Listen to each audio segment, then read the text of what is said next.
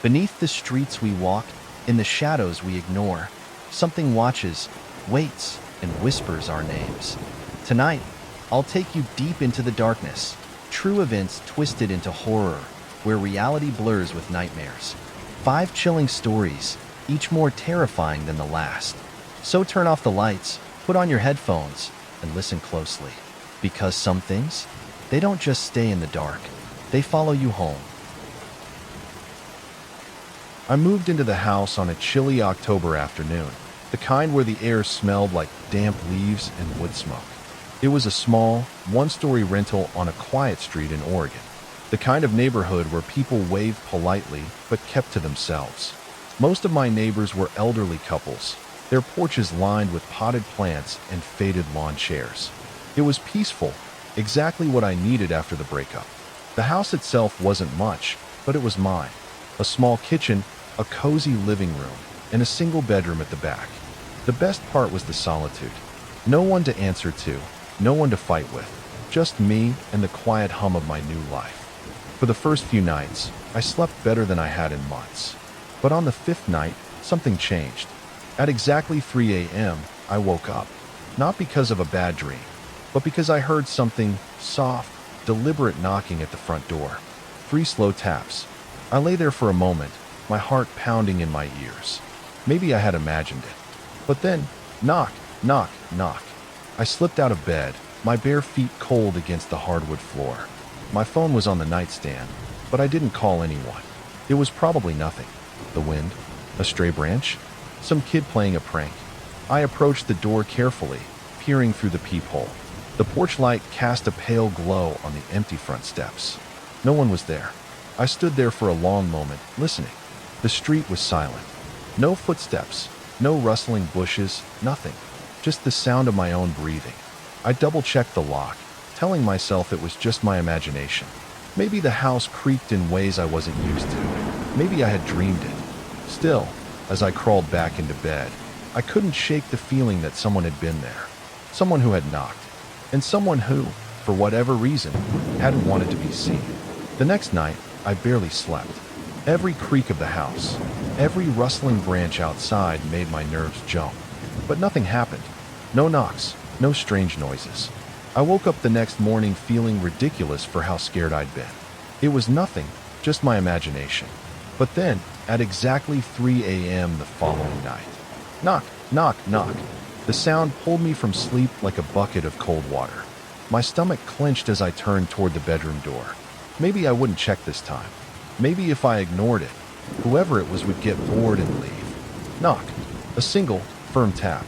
I threw the blanket off and crept to the front door, my pulse hammering in my ears. Peering through the peephole, I found the same empty porch, the same silent street. I flicked on the porch light and opened the door just a crack.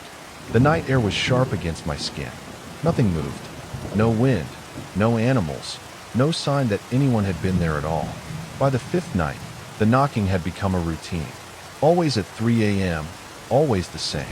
Some nights it was 3 slow taps, like before. Other nights it was one long, deliberate knock. But it was never just random noise. It felt intentional. I tried everything to make sense of it. I checked the security camera on the porch. It showed nothing. I left my phone recording audio overnight. No sounds except the knocks. No footsteps before or after. I told myself it was paranoia, that I was getting worked up over nothing. But I stopped sleeping through the night.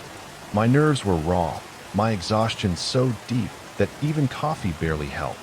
On the 7th day, I decided to ask someone. Mrs. Caldwell lived directly across the street. She was in her 70s, a kind woman with soft gray curls and thick glasses. The type who always had a fresh batch of cookies cooling on her windowsill. I caught her while she was watering her roses. "Mrs. Caldwell, have you noticed anything strange at night?" I tried to keep my voice casual. She looked up, her expression unreadable. "Strange." I hesitated, then sighed. "Someone's been knocking on my door at 3 a.m. every night, but when I check, there's no one there." Her hand stilled over the watering can.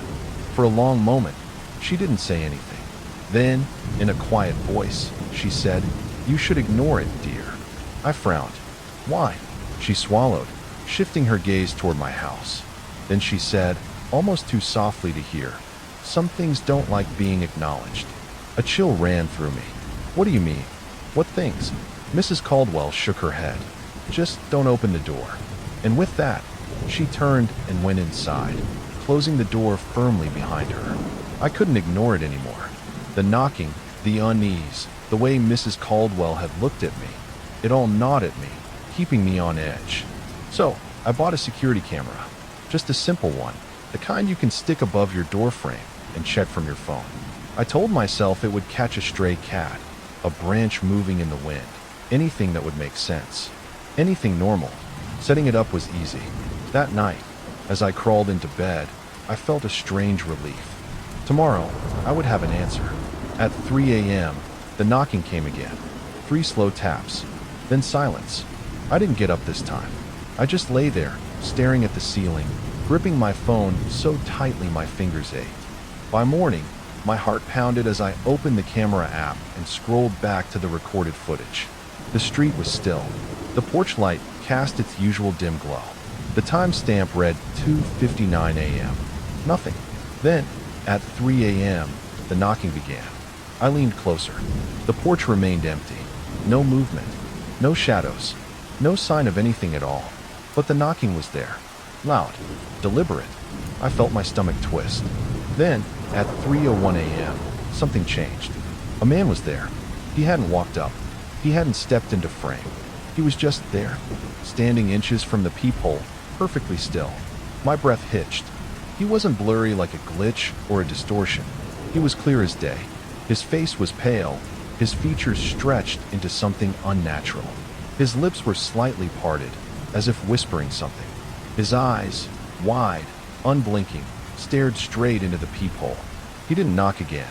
He didn't move at all. He just stood there. The time on the video kept ticking. 3:15 a.m., 3:30 a.m., 3:45 a.m. He never moved, never swayed, never blinked. Then, at exactly 4 a.m., he vanished. Not like he walked away, not like he faded. One frame, he was there. The next, he was gone. I slammed my laptop shut, my body frozen in place. I wasn't imagining this. Someone, or something, was knocking at my door. And now, I knew it was waiting for me to answer. I spent the next hour sitting on my couch, gripping my knees, trying to convince myself I wasn't losing my mind. I should call the police. That was the rational thing to do. But what would I even say? There's a man at my door who only appears on camera at exactly 3:01 a.m. and vanishes at 4 a.m. without moving. No, they'd think I was hallucinating. Or worse, wasting their time. Instead, I locked every door, every window. I double-checked, then triple-checked them. I grabbed a kitchen knife and placed it on my nightstand. Not that I thought it would help, but it made me feel like I had some control. Tonight, I would stay awake. I wouldn't just check the footage in the morning. I would watch everything as it happened. 2:59 a.m. I sat on the floor by the front door, my laptop open beside me, the live camera feed running. The street was empty, the porch silent. My hands trembled as I reached for the peephole. I hesitated before pressing my eye against it. 3 a.m. Knock, knock, knock. I flinched but didn't pull away. The porch was empty. The camera feed showed nothing. Just the dim glow of the porch light and the quiet street beyond. Then I looked through the peephole. He was there, closer than before. His face almost touching the door, his eyes staring straight at me through the tiny glass lens. My breath caught in my throat. The camera showed nothing. But through the peephole, he was there. I clapped a hand over my mouth, forcing myself not to make a sound. His skin was even paler tonight, his lips slightly parted as if waiting. His breath didn't fog against the peephole. He didn't move, not even the slight twitch of an eyelid. And then, for the first time, he spoke. His voice was low, gravelly, barely more than a whisper. "Why did you put up the camera, Emma?" I stopped breathing. A cold wave of terror crashed over me. I had never said my name out loud. Not in this house. Not even once. But he knew, and he was waiting for an answer. I didn't sleep. I didn't move. I just sat there, frozen, my pulse hammering in my ears. He knew my name. I don't remember how long I sat on the floor, staring at the door, my hands clamped over my mouth to keep from screaming. But as soon as the first hint of daylight crept through my curtains, I made my decision. I was leaving. Now, I shoved clothes into a duffel bag, my hands shaking so badly that I could barely zip it shut. I didn't care where I went. I just needed to get away from this house, from whatever was outside my door every night. Then my phone rang. I nearly dropped it, my breath catching in my throat. The screen flashed unknown caller. I hesitated, then answered with a trembling hand. At first, there was nothing, just silence. Then, in that same gravelly whisper, the voice said, "You shouldn't have looked." A sharp gasp escaped me as I fumbled to hang up, my fingers slipping over the screen, my vision blurred with panic. I grabbed my bag and ran out the door without looking back. I didn't stop driving for hours. I stayed with a friend in another city, refusing to tell her why I had shown up at her door in the middle of the night, pale and shaking. It took weeks before I even considered going back. I convinced myself it had been some elaborate prank, someone messing with me, someone who had access to my name, my number, somehow. Eventually, I went to the police. They agreed to check the house with me. When we arrived, everything was exactly as I had left it. The doors were locked, the windows untouched. Nothing was stolen, nothing moved. But there was one thing. On the inside of my front door, scratched deep into the wood, were 4 words. "See you at 3 a.m. I moved out that same day. Months passed. I moved to a new city, far from that house, far from that street. I told myself it was over, that I was safe. I started sleeping through the night again. I convinced myself that whatever had happened, it was in the past. Until one night, lying in bed, my phone buzzed. Half asleep, I reached for it, squinting at the screen. It was a text from an unknown number. Just a timestamp, 2:59 a.m. I moved into the house in early September. It was a quiet, one-story rental on the outskirts of Austin. Nothing fancy, just a clean, modern space with white walls, dark hardwood floors, and a kitchen that still smelled faintly of fresh paint. It was the kind of place you get when you need a fresh start but don't want to commit to anything long-term. The breakup had been rough, and I welcomed the solitude. No shared closets, no tension in the air, just me and my laptop. The neighborhood was quiet too, almost too quiet. A few houses sat spaced apart down the street, most with their lights off by 10. There were no kids playing outside, no barking dogs, just silence. The house itself had the basics, a front door with a standard deadbolt, a sliding glass door in the back, and 3 windows, one in my bedroom, one in the living room, and one in the small office I barely used. I wasn't worried about security. The area was safe, and besides, I wasn't keeping anything valuable other than my work laptop. The first few nights were normal. I worked late, watched Netflix, and fell asleep without issue. But after a few days, something strange started happening. I kept waking up at exactly 2:45 a.m. Not to a noise, not to anything obvious, just awake, eyes open, staring at the ceiling, feeling uneasy. The first couple of times, I figured it was stress. My mind still hadn't fully adjusted to sleeping alone again. But as the nights went on, it became routine, 2:45 a.m. every night, without fail. And every time, the same feeling crept over me. Someone was watching. I'd sit up, scan the room, listen for anything out of place. Nothing. Just the faint hum of the fridge in the kitchen and the occasional creak of the house settling. By morning, it felt ridiculous. I wasn't a superstitious person. I spent my days writing software, dealing in logic and problem solving. Waking up at the same time every night? Probably just my body adjusting to a new sleep schedule. That's what I told myself. But the feeling never went away.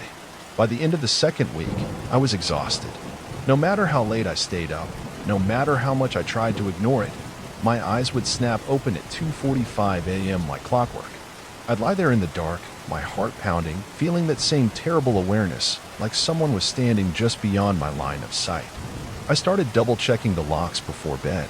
The front door, the back door, the windows. Everything was always secure. Then, something small but unsettling happened. One night, before heading to bed, I poured myself a glass of water and left it on the kitchen counter. I had taken one sip, then set it down. I remember that clearly.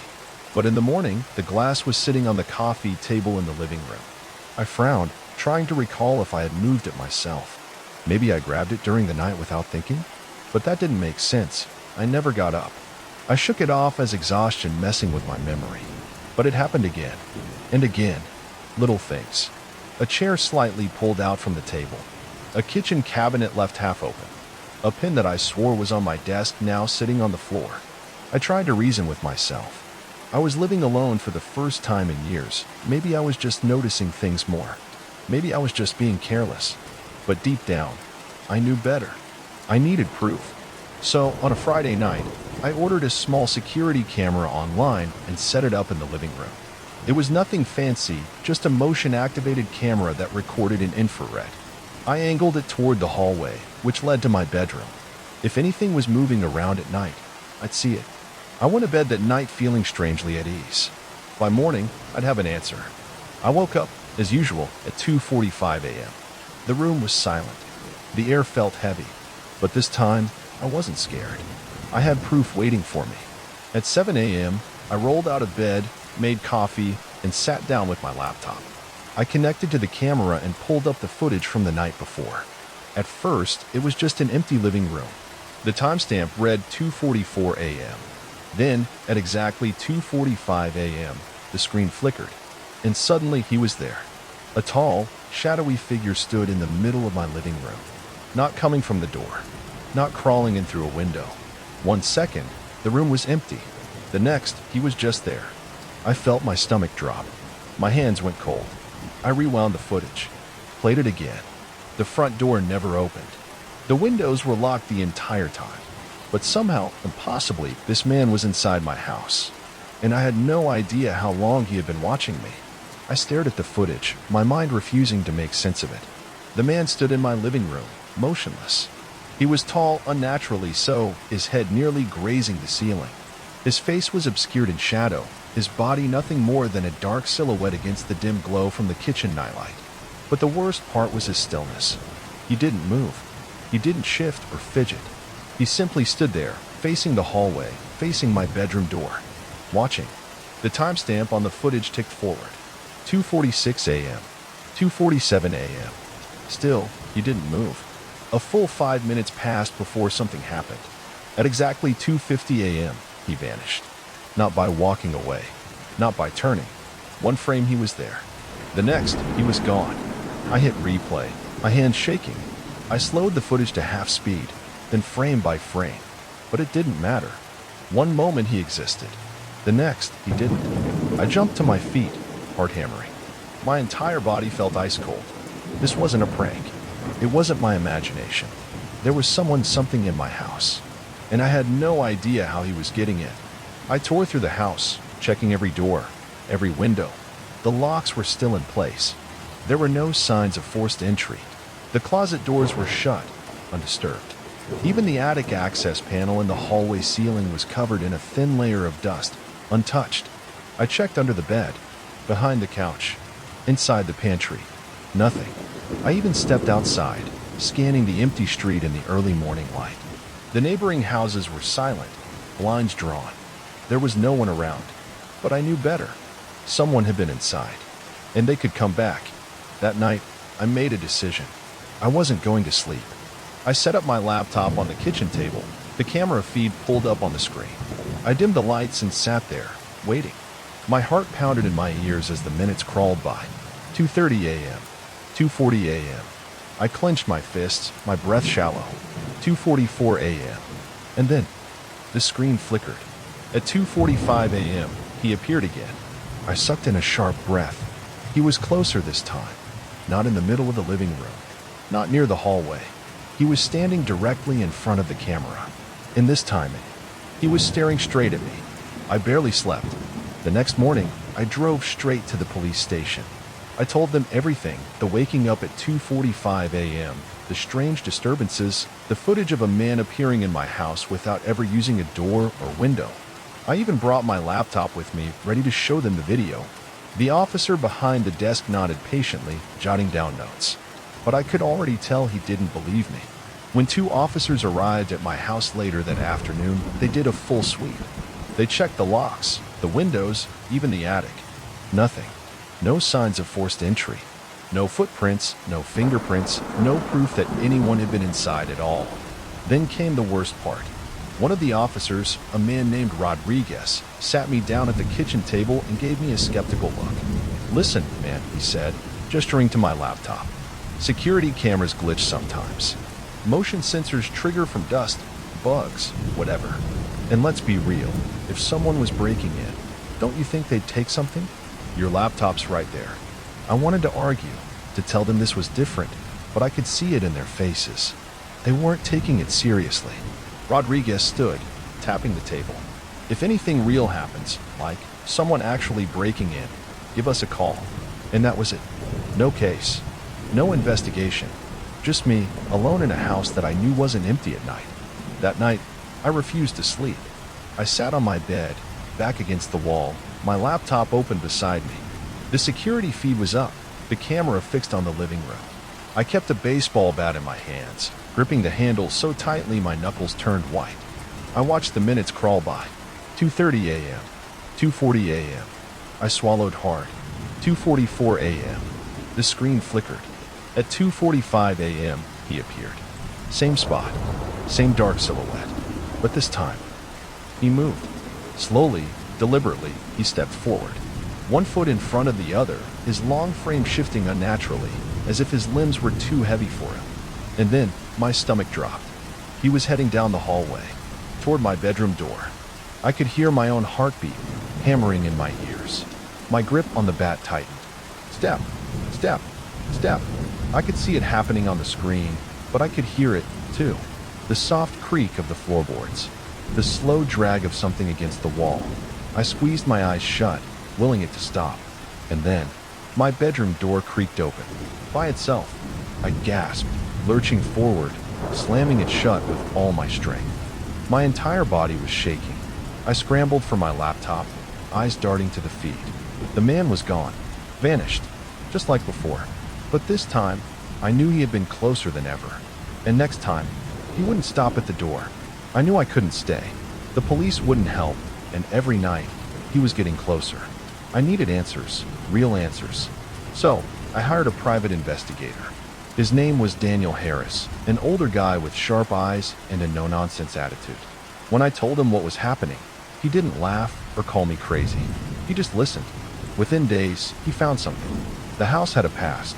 Years ago, before it was renovated and put up for rent, it had belonged to a man named Leonard Graves, a reclusive, paranoid figure who had disappeared under strange circumstances. The most disturbing detail? The original house had a basement. But when the property was remodeled, the basement was sealed off, covered up beneath the new flooring. I didn't hesitate. I bought tools, ripped up the floorboards in the hallway, and sure enough, there it was. A rusted metal hatch, bolted shut. My hands shook as I forced it open. The smell hit me first. Stale, damp air, thick with the scent of rot and something older. I pointed my flashlight down into the darkness. There was a room, cramped, windowless. The concrete walls were covered in grime, the floor littered with broken furniture and piles of dusty clothes. And then I saw the photos, hundreds of them, all of me, taped to the walls, scattered across the floor. Images of me eating, working at my desk, sleeping. Some were from inside the house, others from my previous apartment. This wasn't just a haunting. Someone had been watching me long before I moved here. I ran. I didn't stop. I left everything. My furniture, my clothes, even my laptop. I didn't care. I packed a single bag and checked into a hotel. The next morning, I signed a lease for a new apartment across town. For the first time in weeks, I felt safe. I didn't set up any cameras. I didn't check the time when I woke up in the middle of the night. I just wanted to forget. A week later, I got an email. No subject, no text, just an attachment. I hesitated, my pulse quickening as I clicked it open. It was a screenshot from my security camera, the one I left behind. The image showed a dark figure standing in a living room, my living room, but not the old one, my new one. The timestamp read 2:45 a.m.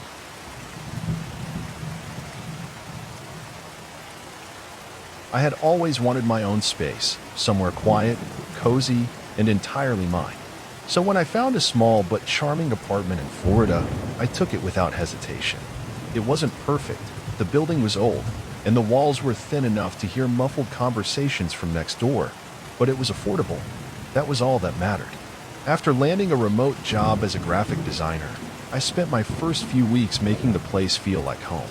I painted the walls a soft shade of sage green, added warm lighting, and filled the space with second-hand furniture that felt like it had stories of its own. But my favorite find was a vintage mirror I picked up at an antique shop downtown.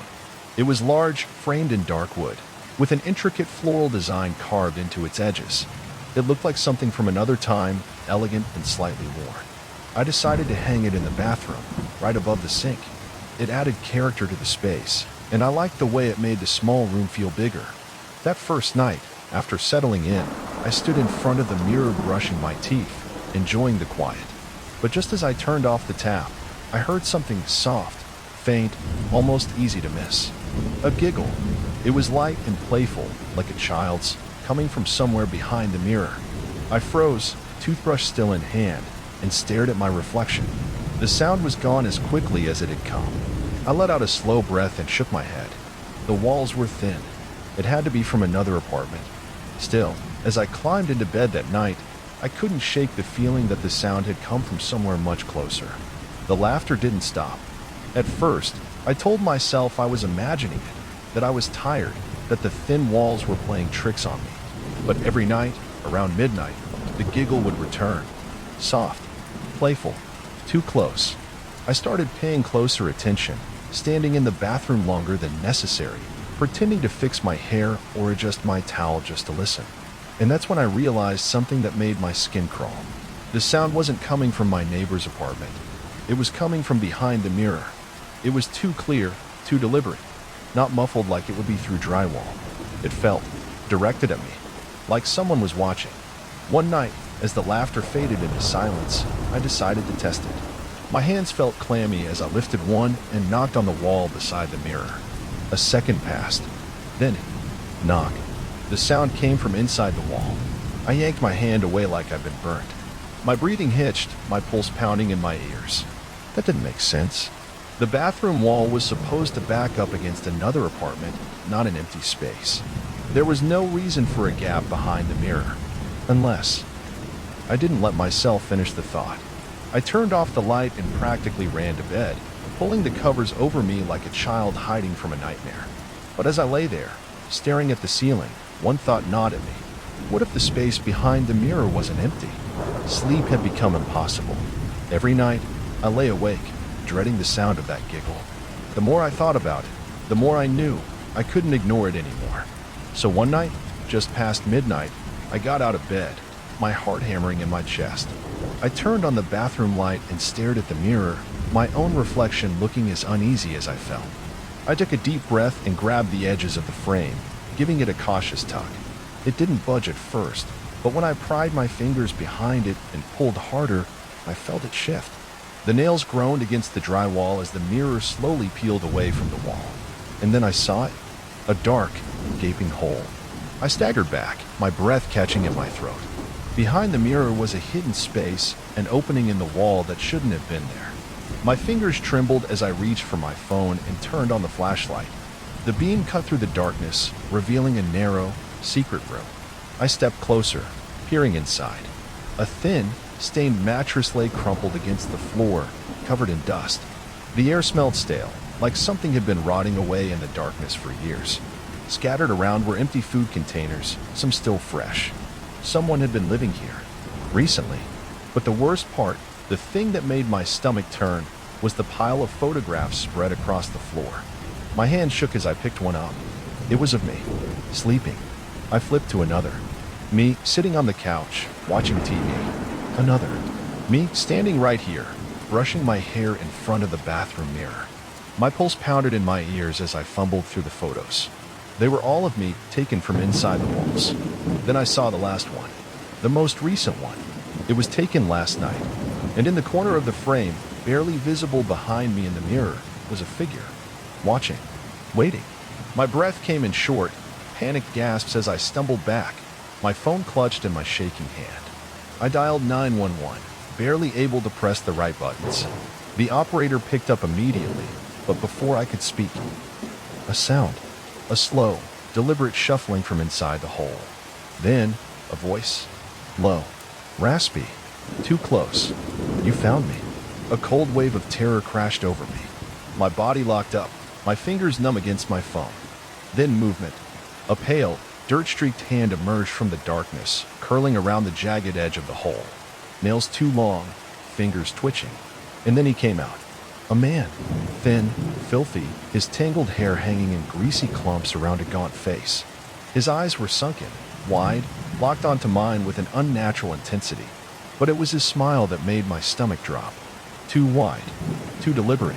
He tilted his head, that grin stretching as he whispered, "You shouldn't have looked." Something in me snapped. I screamed and bolted for the door, my bare feet slamming against the floor.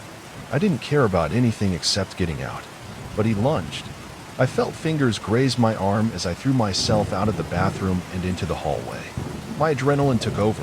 I slammed the bathroom door shut, locking it, my heart hammering so hard I thought it would burst. I didn't stop. I ran into my bedroom, shoved the dresser against the door, my breath ragged as I pressed my back against the wall, listening. Silence. Then, soft laughter. Not a child's this time. His. The distant wail of sirens filled the air. Blue and red lights flashed against my bedroom window.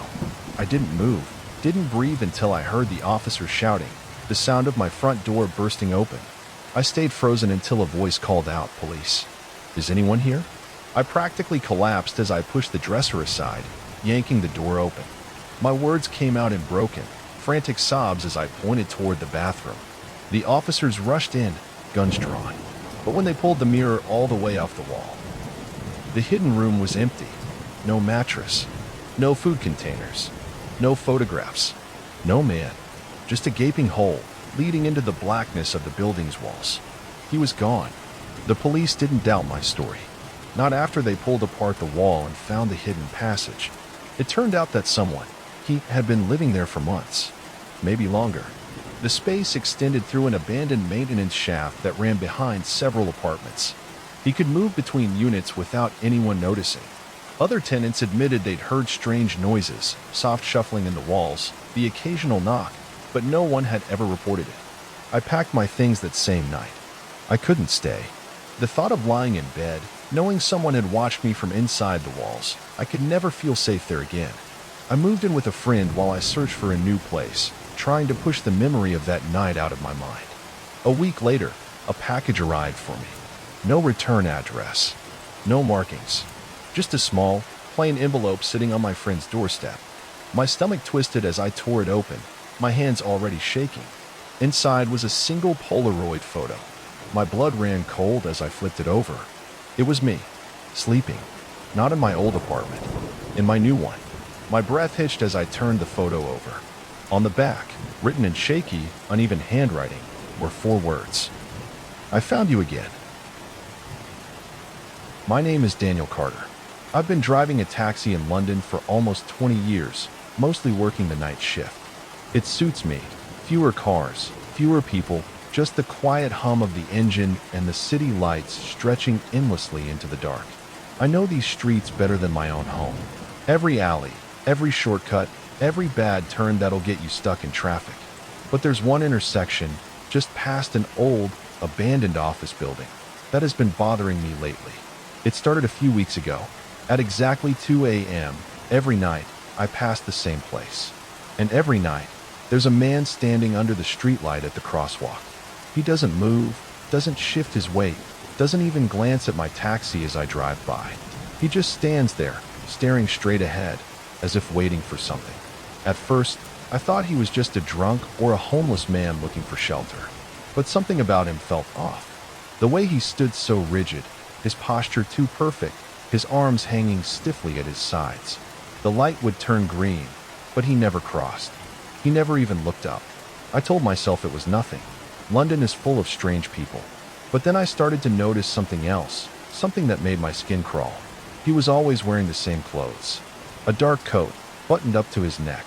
Black trousers, polished shoes that caught the glow of the streetlight. Every single night. No matter the weather, no matter the cold or rain. And the worst part? No other driver ever seemed to notice him. For the first few nights, I brushed it off. London is full of odd people, and maybe this guy just had a strange habit. But as the nights passed, the pattern became impossible to ignore. Every night, at exactly 2 a.m., he was there. Always in the same spot, always under the same flickering streetlight. His posture never changed, his face never turned. He just stood there, staring straight ahead, as if waiting for something that never came. It started to unsettle me. I tried to ignore him, focusing on my fares, my routes, my usual routine. But the more I saw him, the harder it became to pretend he wasn't there. What bothered me most wasn't just his stillness, it was how no one else seemed to notice. London never truly sleeps, not even at 2 a.m. There were always other cars on the road, other taxis, buses, cyclists. But not once did I see another driver slow down or even glance in his direction. It was as if he was invisible to everyone, except me. A week passed, and I couldn't shake the unease creeping into my bones.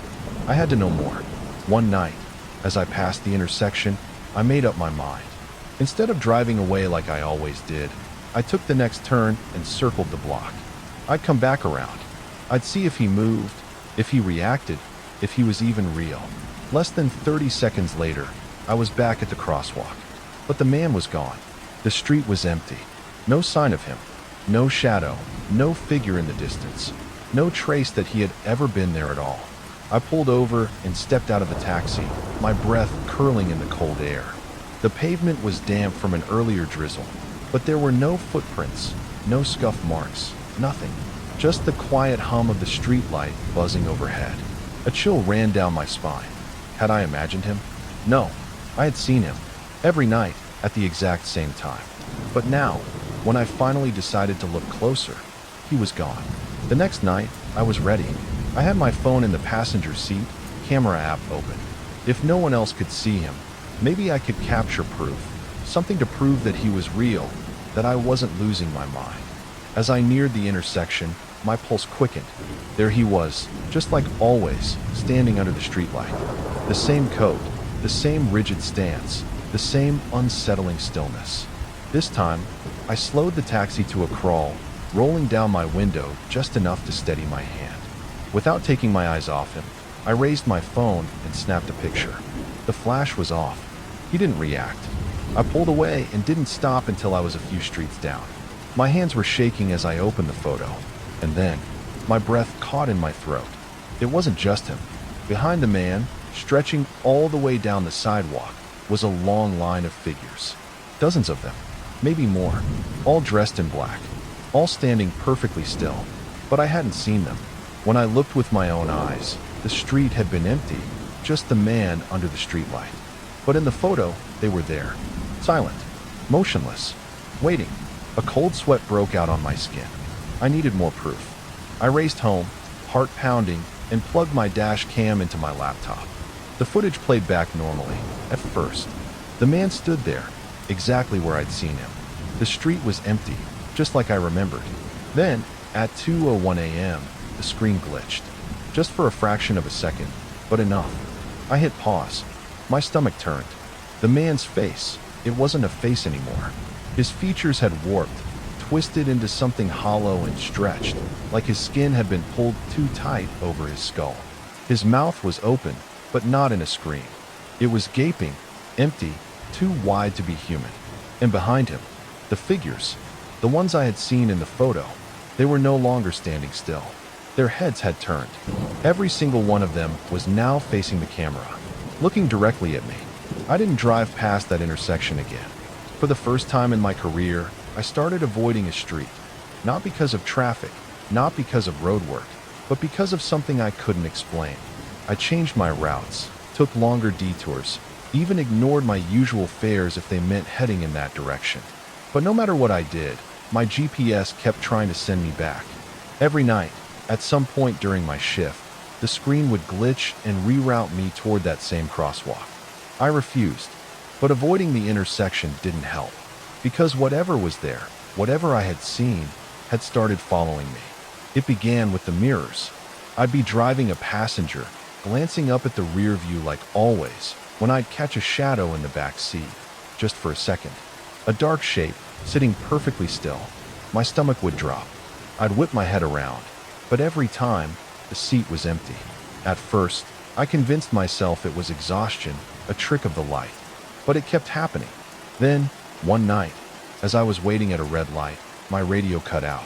A sharp burst of static filled the car, loud and grating. I reached for the dial, twisting it, but nothing changed. Just endless static, crackling and hissing through the speakers. And then, a voice. Soft, low, almost amused. "Why did you look?" My hands froze on the wheel. The light turned green, but I didn't move. My whole body was locked in place, my breath shallow. The static hissed louder for a moment, then cut out completely. Silence. The radio went back to normal. The voice was gone. I pressed the gas and sped away, my pulse hammering in my ears. I didn't drive at night after that. I couldn't. I switched shifts, worked days, avoided my taxi after sundown. Whatever I had seen, whatever I had captured on that camera, it wasn't meant to be noticed. But it wasn't done with me. A few days later, as I slid into the driver's seat one evening, I hesitated before turning the key. The car felt off. Too still. Too quiet. A cold prickle crawled up my neck. Slowly, I lifted my gaze to the rearview mirror, and my blood turned to ice. He was there, sitting in the back seat, perfectly still. The man from the crosswalk. His face was pale, too smooth. His lips curled into a grin that didn't reach his empty, black eyes. I couldn't move. I couldn't breathe. Then, in the silence, he leaned forward just slightly and whispered, in a voice like dry leaves rustling in the dark, "Drive." I couldn't sleep. The man's whisper, "Drive," echoed in my mind, looping endlessly. I hadn't moved. I had slammed the door, left my taxi in the driveway, and walked away. But I knew that wasn't the end. I had to understand what was happening. The next day, I started digging. I searched for anything: news reports, police records, local history. It took hours, but then I found it. A single article buried deep in an old archive. Bus crash kills 22 in early morning collision. I felt my stomach drop. The date, November 12th, 1977. The location, that intersection. At exactly 2 a.m., a city bus had been struck by a speeding truck. The impact crushed the entire left side. No one survived. The bodies were pulled from the wreckage, lined up along the sidewalk under the streetlight. I scrolled down, my breath shallow. A grainy black and white photo accompanied the article. It showed emergency workers at the scene, headlights illuminating the wreckage. But my eyes locked onto something else. The victims, lined up along the pavement, covered in sheets. And then I saw him. One body, uncovered, leaning against a lamppost. His face was unmistakable. The man from the crosswalk. After that, I did everything I could to stay away. I left the night shifts behind for good. But one night, they found my taxi. It was parked at the intersection. Engine running. Doors open. Headlights cutting through the fog. But I was gone. No footprints. No signs of struggle. Just an empty taxi, sitting in the exact spot where I had seen that man so many times before. They checked my dash cam. The last recording was brief. At 2 a.m., I was alone in the car. The street was empty. Then, the back door opened. He got in. The camera captured my face, frozen in horror. My hands gripping the wheel, my knuckles turning white. At 2:01 a.m., the footage glitched. For a brief moment, the screen showed something unnatural. My reflection in the mirror, but with a face that wasn't mine. Then, the video cut to black. Weeks passed. London carried on like it always did, the city never stopping, never noticing when someone went missing. Then, one night, another taxi driver passed that intersection. It was 2 a.m. He glanced toward the streetlight, barely paying attention, until he hit the brakes. Because this time, there were two men standing there. One of them was wearing a dark coat. The other was me. I never wanted to believe she was gone. For the past year, I've told myself that Emily is out there somewhere, lost, hiding, or maybe even hurt, but still breathing. The police gave up after 6 months. They found her car abandoned on a quiet stretch of highway. The driver's door open, the engine still running. No signs of a struggle, no footprints leading away, just nothing. like she had vanished into thin air. I chased every lead, knocked on doors, begged the officers to reopen the case. But every road led to a dead end. Her phone had gone dark a few weeks after her disappearance, and as the months passed, I began to accept the truth that I never wanted to face. Then, last night, at 2:33 a.m., my phone buzzed. Half asleep, I reached for it on my nightstand. At first, I thought it was a spam text, maybe a late-night scam message. But then I saw the name on the screen. Emily. My breath caught in my throat. It couldn't be. Her number had been disconnected for months. My hands shook as I tapped the notification. James, help me. My heart pounded so hard it hurt. My body went cold. I blinked at the screen, my mind racing for a rational explanation. A prank? A cruel mistake? But then my stomach twisted into a knot as I noticed something that made my blood run ice cold. The timestamp on the message. It wasn't from tonight. It was sent exactly 1 year ago. I didn't sleep that night. I sat in bed, staring at my phone, waiting for another message that never came. By the time the sun rose, I had convinced myself it was some kind of cruel trick, maybe a glitch, or worse, someone messing with me. But then, the next night, at exactly 2:33 a.m., my phone buzzed again. I'm in the dark. A cold chill crawled up my spine. My fingers trembled as I typed back. Emily, where are you? No response. I tried calling the number, but the moment I hit dial, the line went dead. A disconnected tone echoed in my ear. The third night, another message came. He's coming back soon. I sat up, my pulse hammering. Who? Who's coming back? I texted. No answer. Just the silence of my dark apartment and the soft hum of the refrigerator in the next room. By the fourth night, I felt like I was losing my mind. At 2:33 a.m., my phone buzzed again. I don't know how long I've been here. I gritted my teeth. Emily, if this is real, tell me where you are. Nothing. And then, on the fifth night, the message changed. There's a door. Rusted metal. Smells like earth. Attached to the message was something new. A set of GPS coordinates. I stared at the numbers, my breath shallow. A quick search on my laptop told me the location was deep in rural California, miles away from any major town. An old, abandoned farmhouse. I went to the police the next morning, clutching my phone like a lifeline. I showed them the messages, the coordinates, everything. They barely glanced at the screen before shaking their heads. Could be a scam, one officer said, or just some random hacker messing with you. But the number is hers, I insisted. She's been missing for a year. What if? I understand, the officer interrupted. But there's nothing here that suggests a crime is happening. We can't send a team out based on a few text messages. I wanted to scream. Instead, I walked out, gripping my phone so hard my knuckles turned white. If they wouldn't help, I'd go myself. That night, I packed a flashlight, a crowbar, and a knife. Then, just before dawn, I got in my car and started driving toward the coordinates. The farmhouse looked like it had been abandoned for decades. The roof sagged, the windows were shattered, and ivy had crawled its way up the wooden frame like nature was trying to reclaim what was left. My headlights cast long, eerie shadows as I pulled up the dirt path, my hands gripping the steering wheel so tight my fingers ached.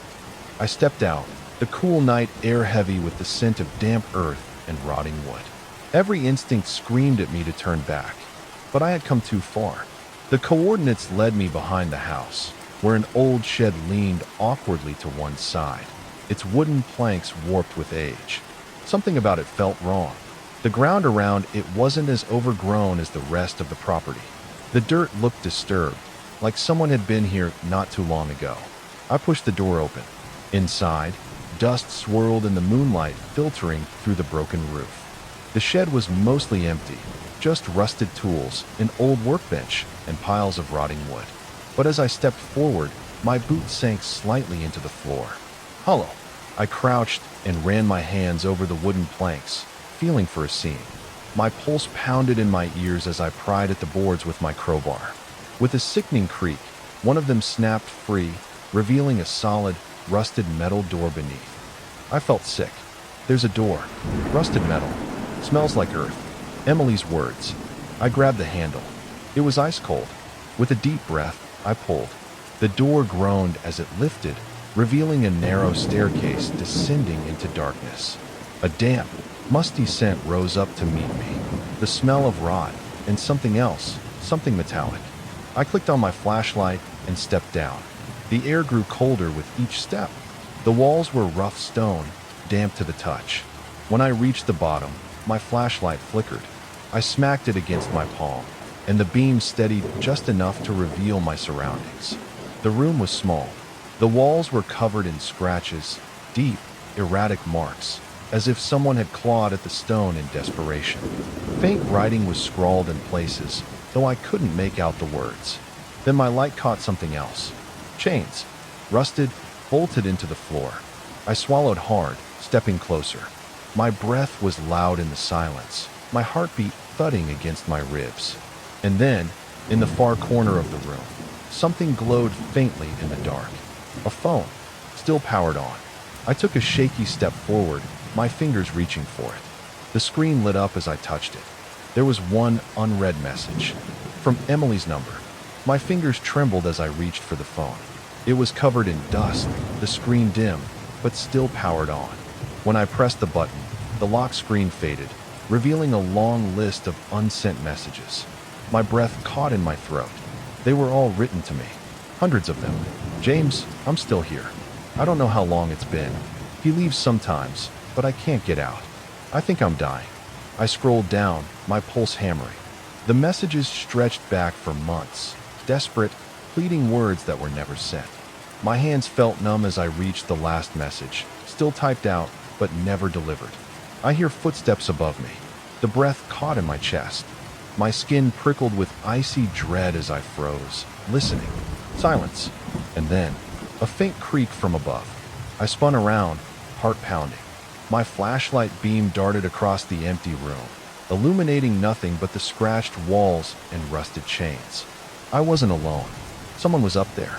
I swallowed hard and forced myself to move. My fingers fumbled as I dialed 911, my voice shaking as I whispered into the phone. I found something. I need help. Please. For once, they listened. The officers arrived within the hour. Flashing lights bathed the abandoned farmhouse in red and blue as they searched the bunker. I stood back, my arms wrapped tightly around myself as they investigated. One of them looked up at me, his expression grim. Someone was living down here recently, he said. But there's no sign of your sister. I stared at him. What do you mean? She was here.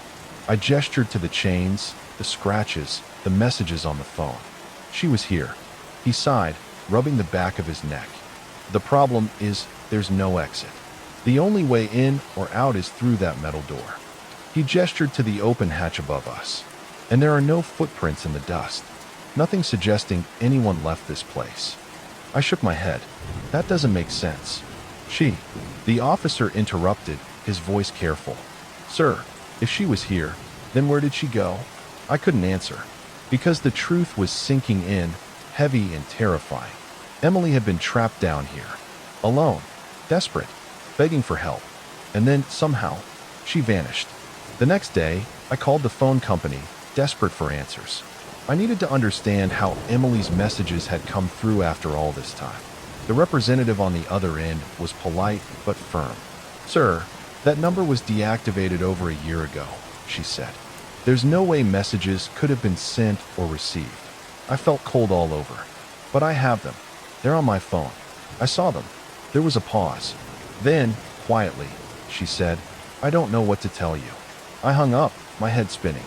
If Emily's phone had been dead for a year, then who sent those messages? Had she still been alive when she wrote them? Trapped in that bunker, waiting for someone to find her? Or was something else at work, something that wanted me to come here? That night, exhaustion finally pulled me into a restless sleep. But at exactly 2:33 a.m., my phone buzzed. I bolted upright, my chest tightening as I reached for it. A single message. From Emily's number.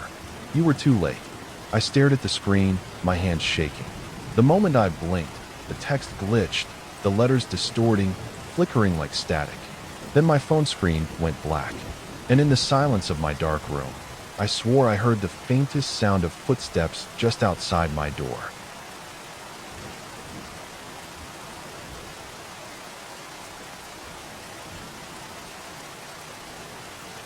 The stories may end, but the echoes remain. The whispers in the night, the shadows that move when no one should be there. Maybe they were always watching. Maybe they're watching now. If you made it this far, you're braver than most. But tell me, which story will haunt you tonight? Let me know in the comments. And if you dare, join me next time for more tales that might just be true. Sleep well, my friends.